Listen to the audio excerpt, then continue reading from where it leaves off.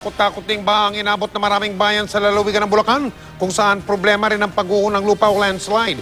Kaya ang buong hindi Bulacan, Bataan, mga kapuso, ay nasa state of calamity na po. At nakatutok doon live sa Bataan si Mav Gonzales. Mav, kamusta dyan? Mike, hanggang ngayon nga baha pa rin ang ilang kalsada at saka nga bayan dito sa Bataan na isinailalim na sa state of calamity. Sa lakas ng ulan sa Bataan, baha at landslide ang naidulot nito sa probinsya. Sa kasagsagan ng ulan sa bayan ng Dinalupihan, gumuho ang isang bahagi ng bundok sa National Roosevelt Park mag-aalas 8 ng umaga.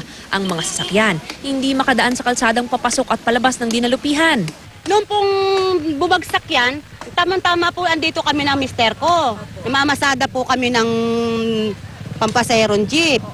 Eh, bubuti na lang po yung pagmamaneho ng mister ko, sabi ko sa kanya, dahan-dahan lang.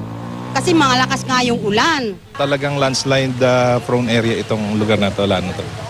Hindi lang isang beses, but every time na ganyan yung heavy rain, yan, nag-ano talaga rito, nagla-landslide. Wala namang nasaktan.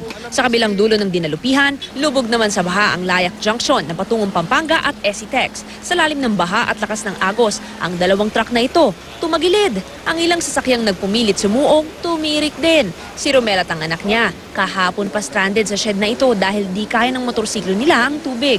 Naghintay kami lumit yung tubig para makadaan kami. Siyempre, hindi namin iloloso yung mga motor namin.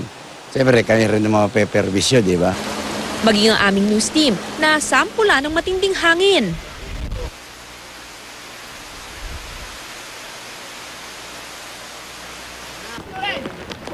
Sa bayan ng Hermosa, hindi na rin makadaan ang mga sasakyan. Nagsilikasan na ang mga nakatira sa tabing ilog dahil hanggang lampas tao na raw ang lalim ng baha.